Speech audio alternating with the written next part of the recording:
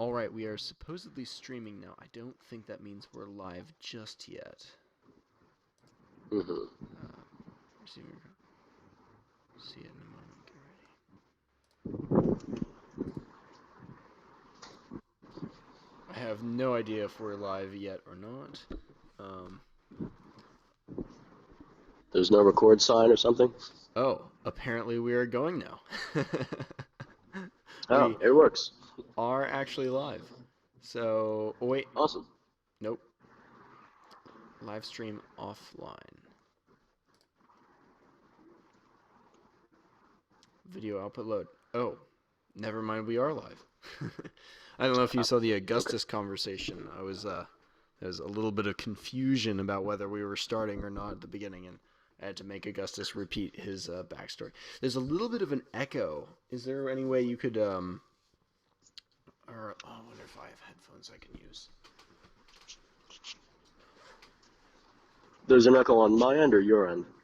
On my end, I can hear myself. I'll just put in some headphones. But while I'm doing that, Okay. Frank, why don't you explain your background on um, religion and how you became, well, what you are today? Absolutely. I was born and raised Catholic. My family is mainly French, and that was what I grew up with, Catholicism, Roman Catholicism. And I loved the Bible, knew the Bible, and I was that kid at 12 years old who was, out working the priests. And I think there's probably a Jesus story about that somewhere. Um, I eventually became a little disillusioned with the faith I grew up in just because of what I saw of the priesthood and what I saw of the All right, we are parishioners and supposedly things streaming. I along think those that. lines. And I, thought about paganism but never dived into it. I was more of an agnostic for a good number of years. Then I, you know, was an eclectic pagan for a little bit and then discovered, you know, Norse paganism, and I held on to that for a good number of years, but it felt okay, but personally, I felt like it was like wearing a jacket that seemed like it fit, maybe it fit, but it was always a little too tight than what you thought it would be when you first bought it. That's how I felt with Norse paganism, and I know it's a very weird comparison, but that's the best I can pull up right now. And now I've come to Greek and Roman paganism, mainly Roman paganism, and that's more in line with my views and my thinking and how I feel. And as much as people want to put Greek and Roman paganism together as the same thing, it's two different interpretations in my book. And I find Roman paganism to be more along the lines of Stoicism and a little more mature for me and fitting more my end of things, so to speak. Right, they do seem to have a rather different take on Mars, for example, the god of war. In Greek mythology, he was looked up to as. No, I'm sorry, I'm getting backed up. In Greece, he was looked down on and almost mocked, whereas with the Romans, he was a legitimate god, worthy of worship and all that. Absolutely, and we can even point out we can point out the similarities between Greek and Roman mythology all day. But what you just touched on with Mars and Ares is the name in Greek mythology is spot on. And that's the most glaring difference that I can see between the two. Um, but the thing I found, because I'm a huge mythology buff and I love mythology, what I found is that Greek mythology tends to make the gods very capricious and very I don't know if I want to say disdainful, but very harmful in their own way against humanity. Whereas, the Roman gods seem to be more along the lines of, above humanity, but at the same time, just, firm but fair is the best interpretation I could grab. Sure, yeah, that makes sense. They're also a little bit more free of the self-deprecating humor. Self-deprecating humor, yes, absolutely. And I would, um, I would argue that, there was a little too much mockery involved in the Greek society, and I think what doesn't help is that a lot of what we know about Greece derives from Athens for the most part, and it has its own flaws as well. Right, just a heads up. I'm Hello?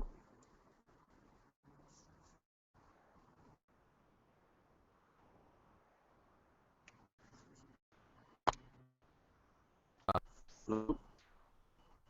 Hey, you're cutting out. Oh, I'm sorry. It's hard for me to tell because I'm getting this echo that's making it hard to speak. Um, the question I had in mind was, what led you to lead your Catholicism in your early life? What led me to leave it? Yes. Honestly, it was mainly you know, there's there's a cover photo that I used to have, that I have currently, and it talks about how, in ancient Greece there was an old man who, was looking around for a seat at one of the Olympic Games. And, the other city-states mocked that old man, wouldn't give him a seat. No one would give him a seat. When he arrived at the Spartan delegation, every Spartan stood up and gave him a seat. The way I saw Catholicism was the way that parable saw the other city-states of Greece with the old man. I was looking for something community-minded. And to be honest, as much as it saddens me to say, I didn't find that um, in the local Catholic Church. And as time has gone on, I think that's only been reinforced. Um, and I know people go to church every Sunday and things along those lines, and it's more of a obligation at this point for some people than it is any legitimate belief for a lot. And I left it because I saw a lot of hypocrisy there, and I saw a lot of do as I say, not as I do. I didn't see a lot of people making an effort to live up to the values they preach, and I think that was the biggest reason why I left. Right. It seems that a lot of people leave the Catholic Church over the perceived hypocrisy, and I want to lowball it, but the imperfection in practice, while simultaneously the perception of them preaching to other people to do this stuff. It's sort of a failure of the speck out of, or the plank out of your own eye before the speck in the others. Precisely. That's definitely a big thing with Catholicism, and I will say the stereotype of Catholic guilt is true because I've seen that multiple times, both when I was younger and even recently with other Catholics and some Christians as well. There's an element of guilt, and I'm not sure. Granted, I don't know a lot about Orthodoxy, Eastern Orthodox faith, but I do know that I did see a lot of the sort of guilt trips, as I called them, within Catholicism.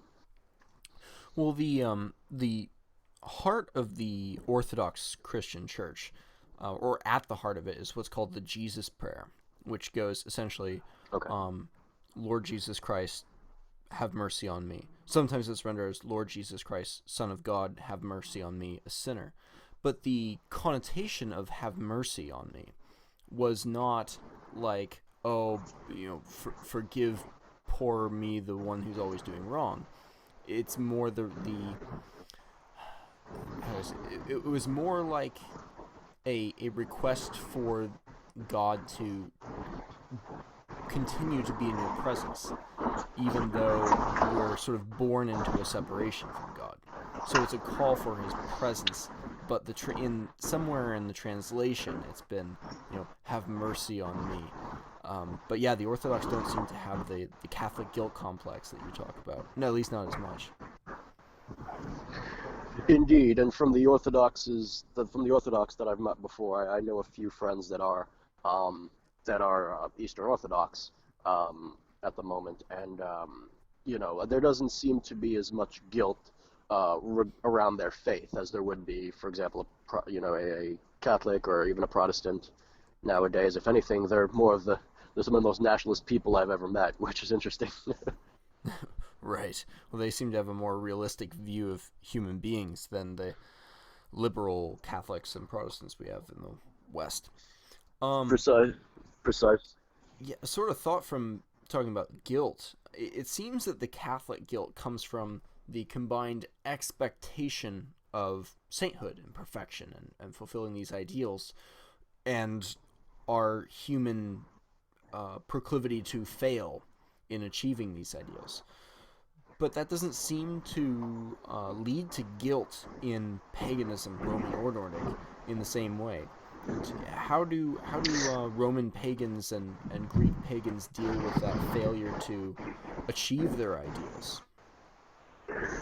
Well, I mean, everybody in sort of has their own interpretation depending on which myth that they read. That sounded very flippant, but I can only give my own personal interpretation, is what I'm trying to say. Sure. Um, I could say that that it isn't so much guilt as it is just you. It's more along the lines of it's better to try and fail than to never try at all. There is no continual guilt and continual rehashing of the sins that you've done or perceived to have done. It's more along the lines of the gods have created you with with your body and your mind and with the spirit in one form or another. Whether you believe that Prometheus formed humanity perfectly, or whether you believe that Odin, Vili, and Ve breathed life into the first humans. Different interpretations, but it's still the same thing. The gods have given you gifts, and the gift of a working brain, a working heart, a spirit, and senses to see.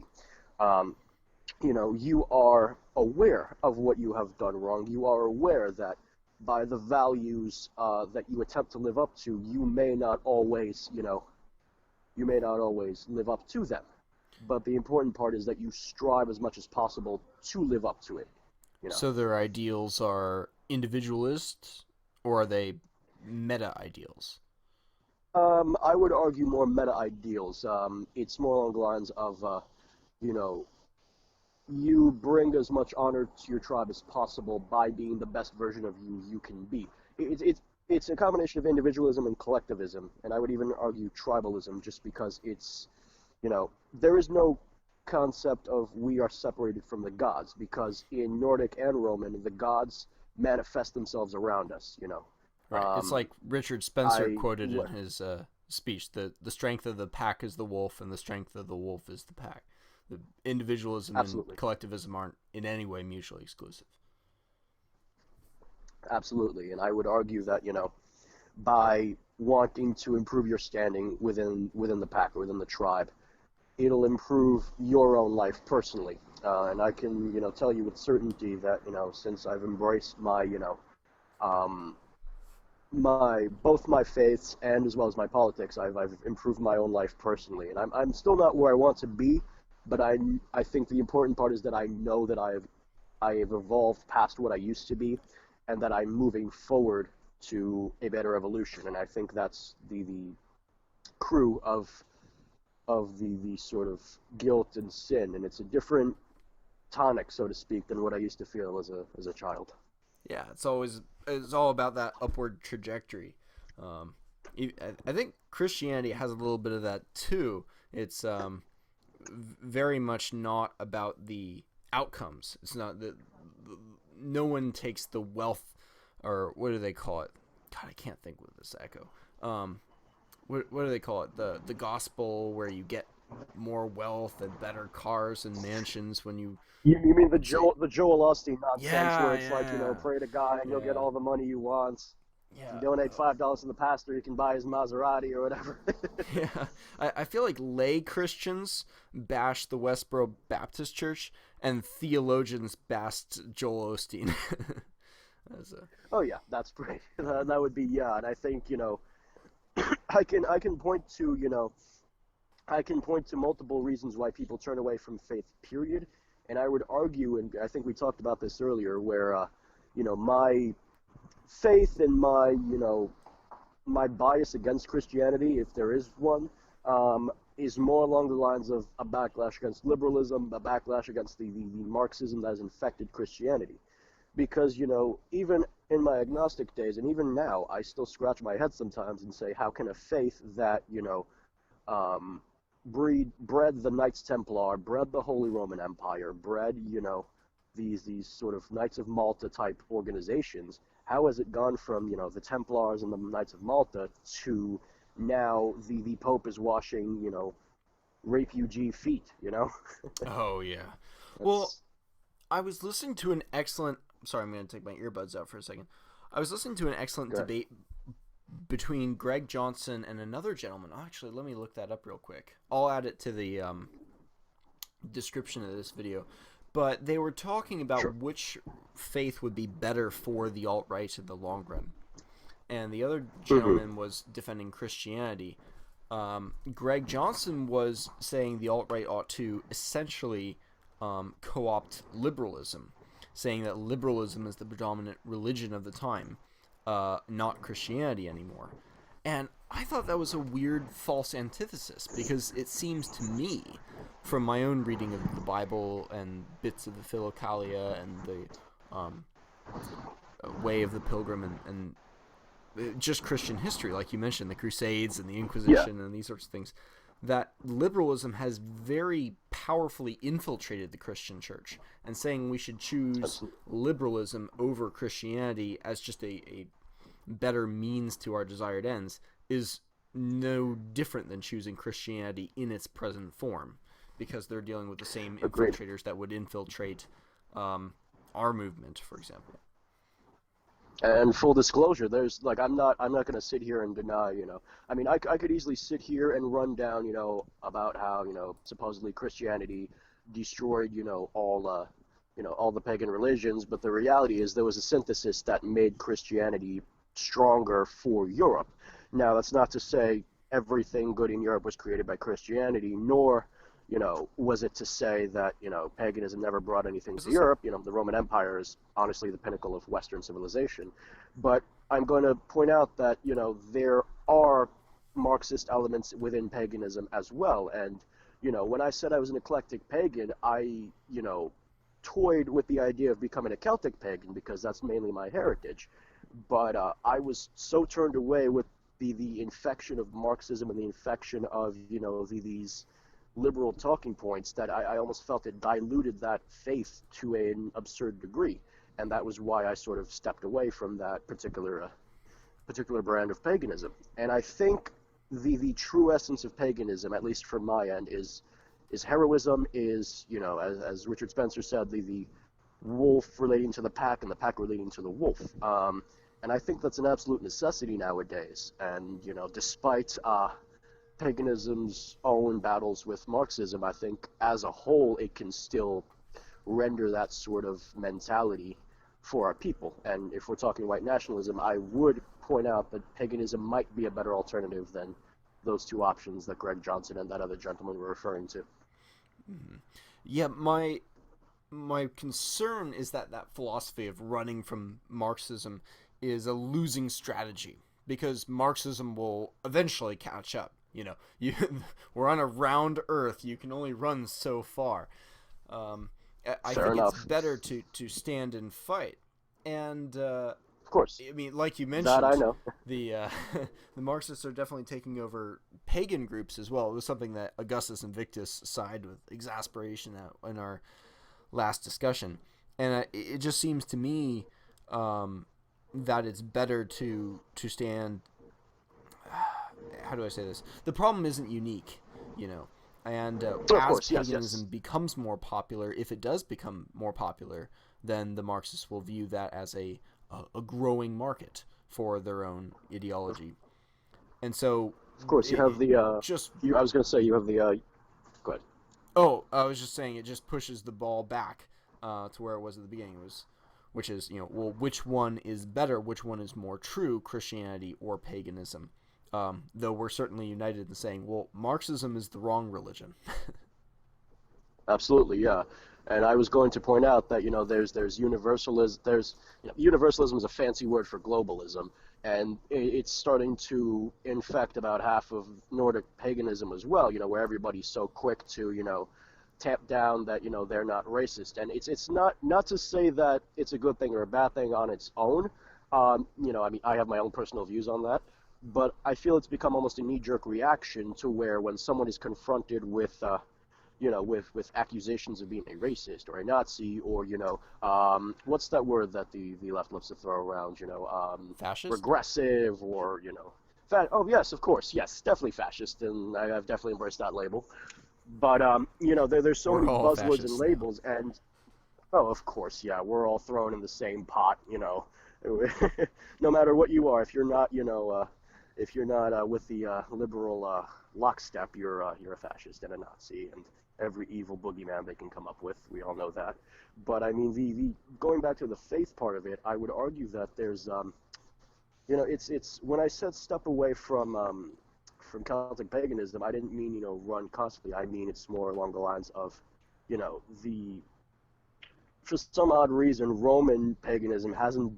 Greek or Roman paganism hasn't been as tainted with Marxism, and I'm unsure why at the moment, but I think it's a very interesting point in that sense. So that's why it's more along the lines of I would be the only I would were I to go to a paganism like Celtic paganism that is infected almost wholly with with cultural Marxism, it's more along the lines of I might as well go back and be a Catholic if that's what I was looking for. Right. Right. Yeah, sorry, it's a Catholicism little isn't in its tangent there. best place right now. Yeah, absolutely. I'm sorry, it's a bit of a tangent there, but I mean, I was trying to just compare there. Oh, no trouble. Tangents are good. Um, tangents are. Um, God, I can't think with this echo. I hate to keep complaining like this. So, um, It's okay. anyways, what to stick with the questions about why you left certain religions and chose other ones. What Of course. Tell me about Celtic paganism and why you eventually chose Roman paganism over that. Yeah, I initially, when I was back in my eclectic pagan agnostic days, I stumbled onto multiple sites about Celtic paganism and things along those lines, and you know, I looked at them and I'm like, okay, great. This is something I can use. This is more my heritage. This is great. Then I started, looking around a few more sites, and all I saw were, basic SJW talking points. Feminism was necessary in Celtic societies, and oh, look at this poor minority that was, shot by police. He didn't do anything wrong. The same repetitive talking points that I hear so much of today. I saw that there, and this was even before I was deep into politics as I am now. I saw that something wasn't right there. You walk into something and you get sort of the hairs on the back of your neck raising up, and I'm like, wait a minute, something doesn't add up here. And that was what I saw. And like I said, I wasn't even very much into politics back then, but I saw, I'm just like, wait a minute, what I know about Celtic society, this doesn't make sense. Something isn't right. And I think that's why I ended up, walking away at that sense. So do you think that those feminists and cultural Marxists were correct in their depiction of Celtic paganism, or do you think they No, injected that? I think they injected that completely. I think that was completely wrong. Or if there was any, relevance to that, it was more along the lines of they took the one lone example of, a brave Celtic warrior woman chief like Boudica, for example, and they amplified it to almost absurd levels. So I think it was a definite injection of Marxism there, and I think that's why I sort of backed away, because to me it smacked like the Catholicism I was trying to leave at that time, but I didn't make the connection at that time as well. Right. So the question sort of becomes, what do you do when the Marxists come for your faith? Do you uh, jump and try to find a new one? Do you try to fend them off? If you're coming back to a faith that you otherwise like, do you try to kick them out, or do you just create your own?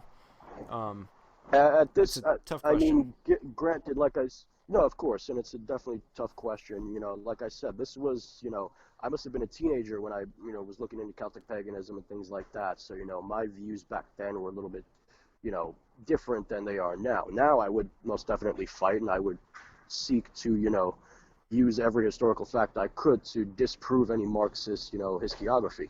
I would fight now. And like I said, my views have evolved from when I was a teenager to, to now, and I would definitely fight. And I would seek to keep them out, or sort of, if nothing else, be the counterpoint to whatever narrative they were trying to push, as best as I could. And in a weird way, from the bits and pieces I see of Eastern Orthodoxy, I see it as sort of the counterpoint to the Marxist Catholicism we see nowadays. Right. My one of my uncles, who's been sort of a spiritual mentor of me, has been involved in Celtic Orthodoxy as opposed to the Eastern Hmm. traditions. And the thing that finally tipped me over, actually, was an interview with Paul Wagner, who was talking about his dad's transition from the Anglican Church to the Orthodox one, where he saw a sort of last bastion of true Christianity. And, I'd been looking at Pope Francis's nonsense in these recent years, and I thought, well, that's worth a look.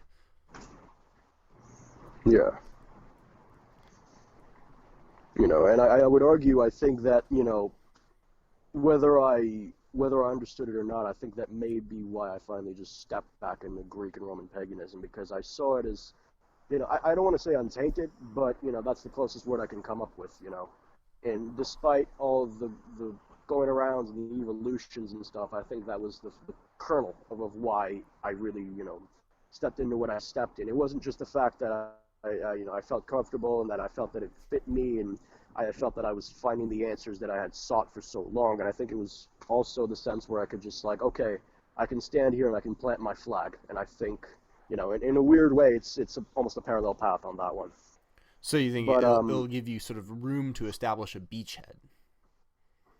Something like that, yeah. And I think that's more where my thought process is taking me these days, It's still something I'm piecing together, but I think more and more as time goes on, I see my politics and my religion now as something of like a sword and shield against those sorts of things. And like you said, we have to make a beachhead. Sure. Or an Okinawa. Okay, so tell me about the values of Greek and Roman paganism. As I've been coming back to religion with a sort of Jungian and Campbellian understanding of faith and mythology, it seems that a lot of these differences between religions comes down to differences in, if not differences of value, then at least differences in the hierarchy of values between faiths. Which values do Roman and Greek paganism place highest on their totem pole? It's funny you mention Campbell, because he's a big reason why I'm a mythology buff. I saw some PBS videos when I was younger, and I just, I was enamored. But he's fantastic. Speaking of values regarding... Oh, yeah, he's amazing. I would recommend him to anyone and everyone. But speaking of values, I would argue that, heroism is a big one. And not heroism in the sense that you have to always rush into the burning building and, get the people out. Heroism is, as weird as this will sound, it's something of having the courage to say what is right, but not necessarily popular. And there's a parallel philosophy I found with Roman paganism. It's called Stoicism, and it's more of, if you know what is right, do what is right, Meaning, if you know the right actions to take, don't sit there and lie to yourself about, oh, maybe it'll be better this way. No, you know the right way to do it, so walk the right way, so to speak. So honesty is a big one. Courage, I think honor would be more along courage, honor, self-mastery is a big one, and I'm not sure what the actual phrase for this is, but backing up what you say, or at least making an attempt to do the best you can with it, It's like saying it's like a facet of I was gonna say it's like integrity. Yeah, it's a facet of honesty. Integrity, that's the word. There we are. I was scratching that word in my head. But that's the one where it's more along the lines of your word can be trusted. And I freely admit, it's not always easy to, because there's plenty of things I want to do, but I may not be able to get all of what I want to do done. But I'm learning to be more and more honest, not honest, but more like have more integrity in the sense that I can say to myself and to others, this is what I'm able to do now, this I have to put to the side, and this I'm unable to do. And I think I see that as a form of self-mastery, and that's definitely something I've been working on in my own personal life for a little bit now. Yeah, And, absolutely. I think it's hard. You have to look into the future and be like, I want to say yes to these people because it's the polite thing to say, but there's actually a conflict and I have to say no. And it's hard to put honesty and integrity and, I guess, long-term planning over short-term social niceties. Absolutely, and speaking of short-term and long-term, it's also necessary to say, would I be better off, doing what I want right now, or would I be better delaying the gratification that I want for later, you know? Like, I can, spend money on things I don't need, or I can save that money, and then if I need it, then I can, have that as a save point, as something to save for. And that's another difficulty as well, just trying to, because it's the little things that really lead up to the big things. And that's something that's, I've only realized very recently, where it's like the little steps that you take are the things that are going to lead to sort of the bigger discoveries. Right, right. Um, yeah, it's. I don't think there's much you've said that any Christian would really disagree with. So insofar as they're virtue ethicists as we are, um, Mm. what do you think makes your particular religion different than just plain virtue ethics, and how might your Roman pagan virtue ethics be different than a Christian's virtue ethics? Well, I mean, I think that well, at least in my end, I think the ancestry, like honoring your ancestors that you know of, is a big thing. I would also say, give me a moment to think really quickly. Sure. I'd also argue that, it's, you know, like there are some similarities that I can see. I think it's mainly because you have sort of I would even argue that your faith may even be a martial religion, just like mine would obviously be. Um, and it's, I don't know. I'm just, I can see parallels between Orthodoxy and Roman paganism, and it's a very interesting, you know, mix there.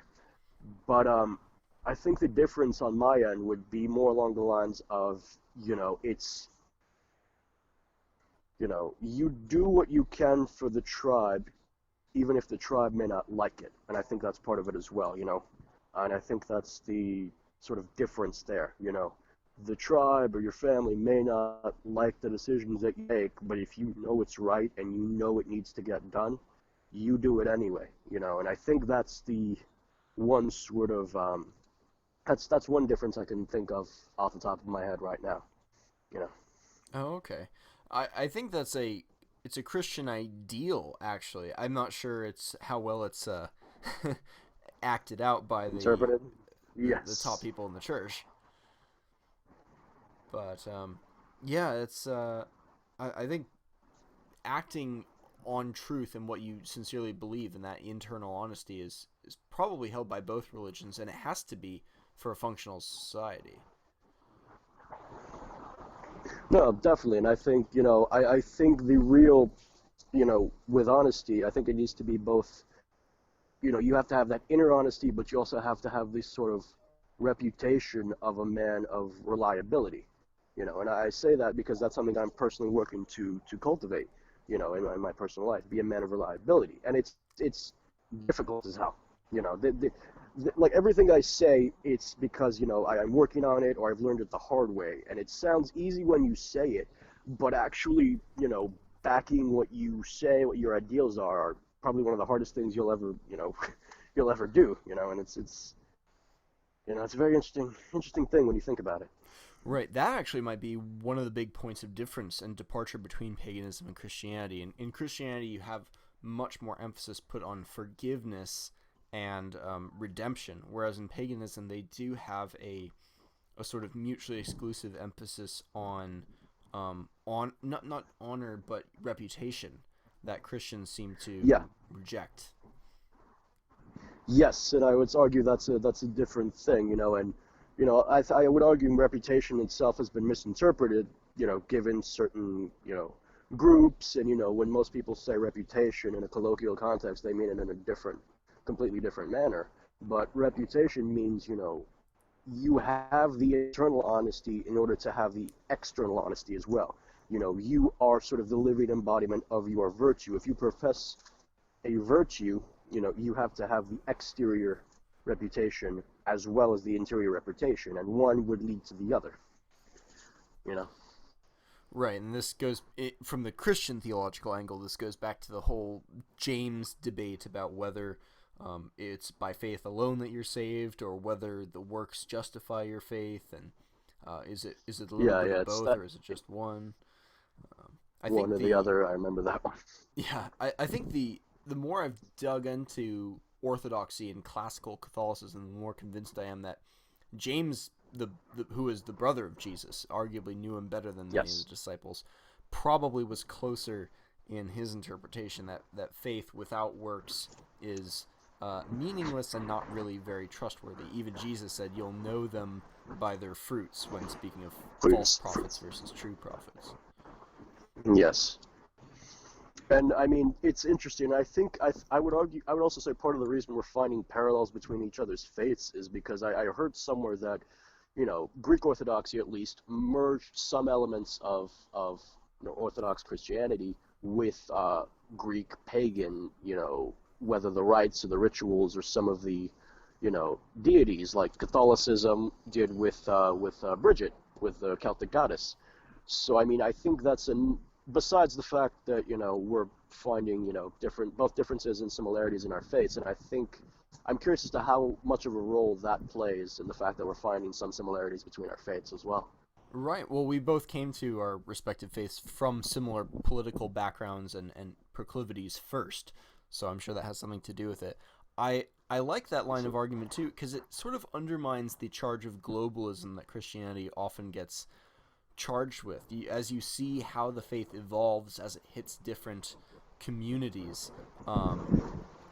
I was listening to a discussion on Silence, the film, and the spread of Christianity and how it adapts. There's apparently a Catholic, a group of Catholics in India who have a particular set of Christian rituals that are only allowed to be performed by Brahmins and the other top caste there. So a the weird priestly hybrid caste, between yes. Hinduism and Catholicism, and you have that with Santeria as well in the Oh yeah, islands. yeah, center, absolutely. And even if like you just mentioned Santeria, and I would even argue hoodoo or voodoo in some certain French-speaking countries or like Haiti, the Creole regions and things. Um, I would argue that there is a heavy Catholic influence or a heavy, spiritual influence within the Catholicism that's practiced in those areas, and that could also why New Orleans gets such a mystical vibe in some stories. Right.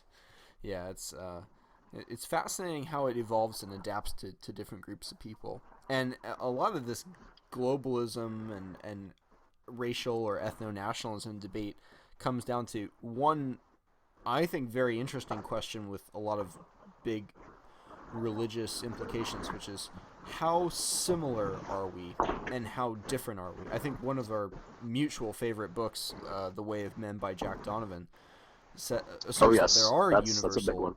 similarities between men, but where's the line between where groups of people are different and where they're the same is a tricky one. And I think the religious reflections of that might be um, a good place to start looking, as well as a place to aim for.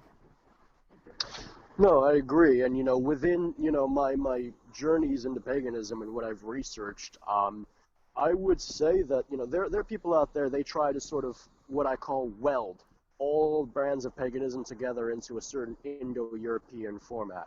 Quite frankly, I disagree with that interpretation myself, just Frankly, because I see it as yeah, yes, I'm glad you caught that one. But I mean, I'm saying I disagree with that simply because as you've pointed out with the Christian aspects of things, with Santeria, with and those sorts of things. It's the same thing within paganism. There may be similarities, there may be some overlap, but every culture and every nation is going to interpret it very differently than what another culture would. Norse paganism and Hindu and Vedic paganism is different. There are overlaps. There is a sort of a triple divine within the faiths. But having said that, both groups interpreted them quite differently, and more so differently now that the country of India and the countries of Scandinavia have evolved, in much different directions. So, if anything, it's like you said with Donovan, there are going to be elements that are the same, like a punch to the face hurts no matter where you're from, But there's also going to be things that are yeah, there's also going to be things that are very different. The culture of the Arab Peninsula is going to be drastically different than the culture of Scandinavia. For example, to Right. point It two seems very the different nature gods cultures. in particular take on different characters as the religions vary across the world, reflecting the the difference in the nature that they're surrounded by. But the gods Absolutely. representing the sky in particular and representing human nature, the various trickster gods in particular, seem to have a lot of commonalities between them. You can see, some parallels between Anansi, the spider trickster god of Africa, and Loki, in their shape shifting and their general conniving behavior. Coyote from the Native American mythologies as well is a big one, big trickster god. But I mean, Exactly. I think that there are certain elements that it's like Campbell with the hero's journey. Every hero, just no matter where he is from, is going to go through something of a similar journey. Where he goes through the God damn, it's been a while since I read the book. Let me try to remember it again. It's he goes from his home, he The call to battles the adventure. dragon, yeah, the call to adventure, and then he goes out, has the adventure, slays the dragon, and then you got two options: keep adventuring or go back to where he used to be. Yeah, And I I have believe to it ask, might have been a go ahead. do you listen to Jordan Peterson at all? I've seen a couple of YouTube videos. I haven't dived into his work as much as I've wanted to yet lately, but I know Okay, you're a big he fan of him. teaches that sort of You're the reason I rescuing the discovered him. father from the belly of the whale type language in top level psych classes. It's a sort of contemporary of version of Campbell. Yeah, despite my skepticism regarding higher education at the moment, if I had an opportunity to do so, I would want to take a Jordan Peterson class. Not Oh gonna yeah. lie, Well, that's one of well, the few the classes I would reason that genuinely want to take. Peterson's a little bit more trustworthy is that he's one of these guys who's extremely skeptical of the future of higher education. It's all the psychologists, which is sort of interesting. You have Steven Pinker, Jonathan Haidt, Gad Saad, Jordan Peterson, and there's like one or two others whose names escape me, who are all extremely critical of the way that modern universities and colleges are basically turning into adult nurseries. It's and expensive ones at that. Or you can either say they turn to adult nurseries, or you can say that they're similar to what the NKVD used to do back in the 70s, where during the Cold War, where they used to just set up shop in different areas and train, give Soviet training to certain, agents, Cuba, Africa, on and on. Right, the blue So caps. that's the blue. Yeah, I think that's the phrase. Yeah, but I mean, it's very interesting to see, and I think, like you said, Peterson is somewhat more trustworthy just because for someone who isn't an explicit atho nationalist, he gets at least half of it right in my view, and it's interesting to see someone in the heart of academia who takes a sort of counter view to the lockstep, so to speak, that so many professors take. Like apparently even a professor in Berkeley was one of the ones who was directly involved with the Antifa in the Berkeley riots, from what I've Right, heard. the So it's the bike lock wielder, and it also turns out the yes, the mayor bike of lock. Berkeley was directly involved with Antifa. Sargon just revealed that earlier today, Oh about an wow, hour ago, I didn't honestly. know that. Yeah, That's wow, that's it's crazy, pretty hard. and that would explain a lot. No, I mean that Yeah. that explains a lot, because what I've always said, is local corruption is the most harmful sort of corruption because think about it in our country. We are free to criticize the federal government as necessary, and there are many methods of delivery to change, for example, the Constitution. We can literally, tomorrow, if we so desired, make a petition through the government to try to change an amendment in the Constitution. And I think that's almost unheard of in your anywhere, even in the Western nations. But the interesting part is I've always said local corruption is the worst corruption because it's literally right next door. You Yeah. know, the And corruption will reverberate right in your home. and what's more corrupt, or what's more, God, this echo is messing up my thing. What's more local than the corruption of yourself? This is where Precisely. I think religion and practical choices in schooling overlap. The final argument I've made with education is that the idea of changing the schools from within is nonsense. These schools are designed to change you from within, by taking you into them. Yes, gods. And you're far more likely to violate your own integrity after hours and hours and hours and days and just a tremendous amount of collectivized peer pressure levied against your soul. And it's better to just flee from that temptation, to borrow from Christian theological language, than to That's walk the line. or from a pagan perspective, it denies heroism while rewarding cowardice. Let's be honest. That's and I say this as someone who it's not there are people out there who may hear you or me talk about oh we have our reasons for not desiring college, and they may think we're not smart, we can't hack it, on and on. The reality is, you and I are probably two of the smartest people because we see the writing on the wall. We see the loan debt. We see, the rigid communist groupthink that, quite frankly, I can draw so many parallels to academia and the Soviet Union. It's not even funny. Oh yeah. And in a weird way, we both see that, and we're one of a rare few who sees that. It's growing, but the orthodoxy, ironically enough, is you have to go to there to get a good job and to do anything worth doing in life. So well, that's the coming from no position of false modesty, I don't know if I want to accept one of the smartest guys around. I've listened to a lot of smart guys and many very, very intelligent people who perhaps they see this stuff, perhaps they don't, perhaps they just have a blind spot to it, but who end up getting caught up in this system despite being extraordinarily intelligent. And that's, for me, the big argument against going to school. No matter how smart you think you are, you're not that smart. You're not smart enough to overcome your own lower monkey brain impulses for social acceptance. Exactly, and it's like I talked about with Celtic paganism and with Catholicism. Or even hell, I'll even give a more harsher example. Being a Republican in an all-Democrat city, you're going to be the minority. You're going to be outnumbered. You're going to have a target on your back almost constantly because you are the different one. You are the black sheep. Black sheep's not just a cute term. Yeah. No. It's and it's hard these days. I think both pagan and Christian theology has something about being in this world but not of it. I think in paganism it's more about emulating the gods and living sort of, I want to say vicariously on their behalf, but in emulation of them in a world of more mundane matter.